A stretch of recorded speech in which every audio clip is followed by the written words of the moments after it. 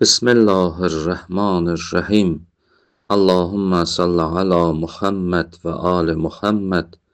Allahumma əccil vəliyyəkəl fərəc. Məkasib kitabından 429-cu dərsi oxuyuruq. Bilirsiniz ki, bir müddətdir ki, biz Məkasib kitabından Ğina bölümündən oxuyuruq. Və bu məsələdə alimlər arasında rəy ixtilafı var. Məsələn, alimlərdən biri Muhaqqiq-i Səbzəvari və Mühəddis-i Kaşani, onlar buyururlar ki, Ğina, yəni Sovtul Həsən, gözəl səs. Amma mərhum Şeyx Murtəza Ənsari buyurur, Ğina, yəni ləhv. Əgər mərhum Şeyx Murtəza Ənsarinin rəyini götürsək, Ğina, yəni ləhv, onda Ğina haramdır, istəyir Quranda olsun, istəyir mərsiyədə olsun, istəyir duada olsun. Və lakin mərhum Muhaqqiq Səbzəvari və Mühəddis-i Kaşaninin sözünü götürsək, onda Sovt-i Həsən Quranda, dualarda, mərsiyələrdə biraz da bəyənilir. Mərhum Şeyx Murtəza Ənsari buyurur, bəs biz deyə bilmərik ki, Mühəddis-i Kaşani və Muhaqqiq Səbzəvari bu məsələdə təfsilə qaildir. Yəni, desinlər ki, Quranda, dualarda, mərsiyələrdə Ğina icazəlidir və digərlərində icazəli deyil. Bunu deyə bilmərik. Bəlkə birbaşa deməliyik ki, bu iki ağa rəy baxımından bizimlə müxalifdir. Yəni, biz deyirik ki, Ğina ləhv, amma bunlar deyirlər Ğina Sovt-i Həsən. Belə ki, mərhum şeyx buyurdu ki, əgər fərz olunsa Ğina vəz olunub Sovt-i Həsənə, necə ki, tətribin mənasından belə anlaşıldı, onda təvəccəhə ma zəkərahu, onda Mühəddis-i Kaşani və Mühaqqiq Səbzəvarinin sözləri yaxşıdır, onda qəbul olunur. Belə ki, Səbzəvari buyurub, Bəllə əzunnu əhədən, bəlkə mən zənn eləmirəm ki, bir nəfər fətva verə. Bəllə əzunnu əhədən yəfta, bəlkə mən zənn eləmirəm ki, bir nəfər gəlib fətva versin bi itlaq hurmət Sovt-el Həsən, ki, desin ki, mütləq şəkildə Sovt-i Həsən, yəni gözəl səs haramdır. Vəl-əxbar bi mədh-i Sovt-el Həsən, və rivayətlər də var ki, gözəl səs mədh olunubdur, gözəl səs bəyənilibdir.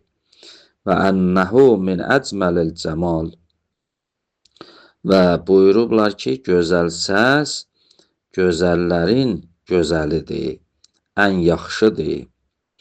Və istihbabul qiraə və dua bih, və müstəhəbdir ki, Qur'anı və duanı gözəl səslə oxuyasan. Və ənəhu hilyətul Qur'an, o gözəl səs Qur'anın zeynətidir. Və ittisaful ənbiya vəl-əyimmə bi fi qayətil kəsrə, nə qədər rivayətimiz var ki, peyğəmbərlərimiz, imamlarımız, bunlar gözəl səsə müttəsəf olublar, yəni onların gözəl səsləri olubdur. Onlar duaları, Qur'anı gözəl səslə oxuyublar. Və qəd cəməha fil kifayə bədə ma zəkərə ənə qeyru vahidin minəl əxbar yədullu ələ cəvazil Ğina fil Qur'an. Mərhum şeyx buyurur, Səbzəvari kifayə kitabında cəm eləyibdir rivayətləri. Bədə ma zəkərə, yəni bunu zikr eləyəndən sonra ənə qeyru vahidin minəl əxbar buyurub da bir-iki rivayətdir, neçə rivayət yədullu dəlalət eləyir əla cavazil ğina fil Quran. Dəlalət eləyir ki, ğina Quranda icazəlidir. Yəni bu ğinanı tutur sovt-i həsən, gözəl səs. Bəs gözəl səslə də Quranı oxumaq icazəlidir. Bəl istihbabuhu. Buyurub bəlkə müstəhəbdir Quranı gözəl səslə oxuyasan. Bənaən əla dəlalətər rivayat əla istihbab husn sovt və təxzin və tərcibi. Bina bu qovula görə, bu rəyə görə ki, rivayətlər dəlalət eləyir ki, müstəhəbdir ki, Quranı gözəl səslə, zinətlə, tərcihlə oxuyasan. Və zahir ənə şeyən minha la yucad bedunil ğina əla ma ustufidə min kəlami əhlil lüğə və qeyruhum.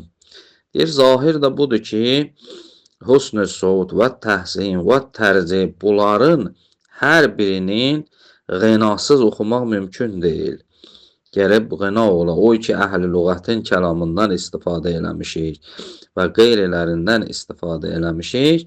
Bunların hamısında ğina var.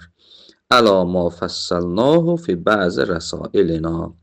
O ki, biz bəzi risalələrimizdə, yəni Kifayətül Əhkamda biz bunu təfsili şəkildə izah eləmişik və demişik. İntaha.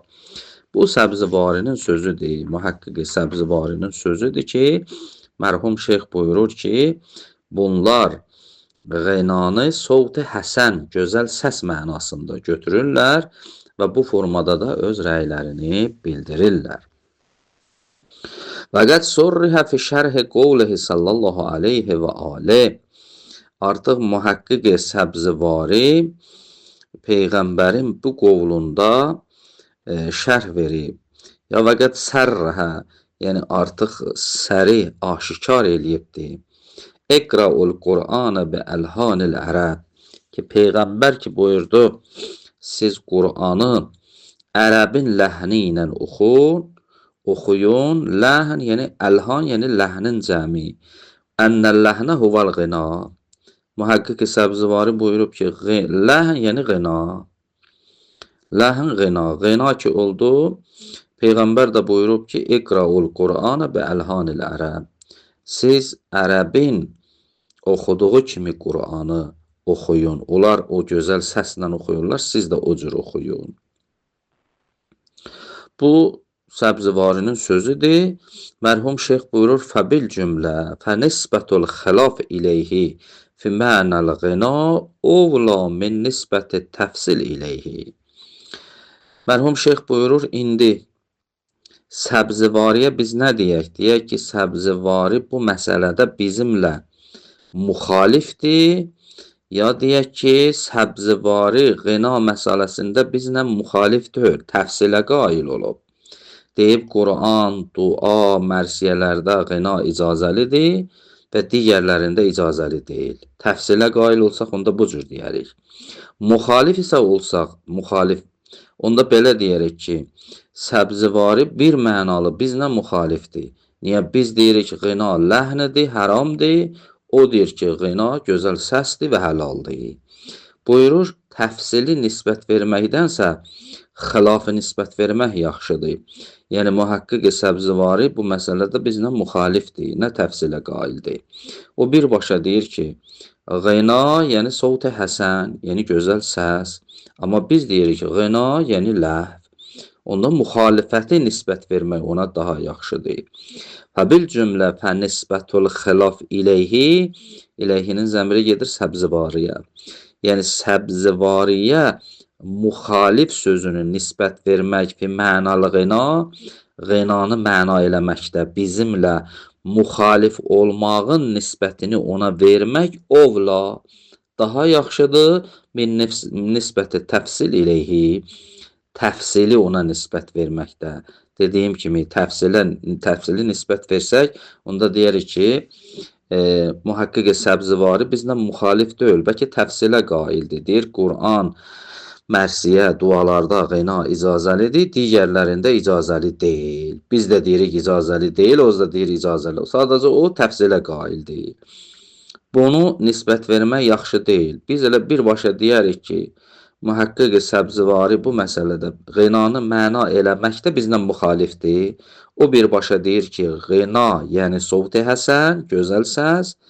Biz isə deyirik ki,ğina yəni ləhn və haram. Bəl zahiru əksəru kəlimatil muhəddisil Kaşani əyzən zalik. Buyurur, bəlkə mühəddis Kaşaninin də sözlərinin əksəri elə Səbzəvarinin sözləri kimidir. O da elə bizlə müxalifdir. O da elə gəlir sovt-i həsəndən birbaşa gözəl səsdən haramı inkar edir. Deyir, gözəl səs, ғina gözəl səsdir və gözəl səs olduğu üçün də bəyənilir ki, Quran onunla oxunsun, dua onunla oxunsun, mərsiyə onunla oxunsun və haram da deyil. Elə mühəddis Kaşaninin də sözünün əksəri elə Mühəqqiq Səbzəvarinin sözləri kimidir. Vaxtı ki onun kimidir, elə o da bu məsələdə bizimlə müxalifdir.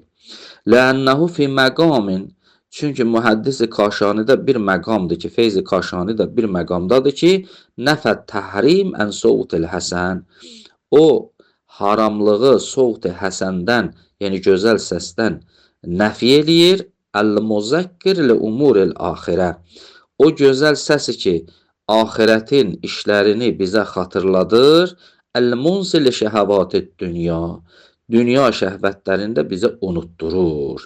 Elə Feyzi Kaşani də bu məqamdadır. Deyir, əgər bir gözəl səs axirət işlərini bizə xatırladırsa və dünya şəhvətlərini bizə unutturursa, onda niyə o haram olsun? O haram deyil. Deməli, nəticə etibarı ilə Mühəddis Kaşani, Mühəqqiq Səbzəvari, bunlar hər ikisi ғina məsələsində bizimlə müxalifdirlər. Niyə? Çünki ғinanı onlar gözəl səs mənasında tuturlar, amma biz ғinanı ləhv mənasında tuturuq. Bəs gözəl səs mənasında tutsaq ki, rivayətlər bizə deyir ki, Quranı gözəl səslə oxuyun, duaları gözəl səslə oxuyun, ona görə də onların nəzərində icazəlidir. Amma ғinanı ləhv mənasında götürsək, birbaşa haramdır və icazəli deyil. Necə ki, mərhum Şeyx Murtəza Ənsari buyurdu ki, ғina yəni tar çalmaq, ғina yəni musiqi aləti çalmaq kimi haramdır. Elhamdülillah Rabbil aləmin.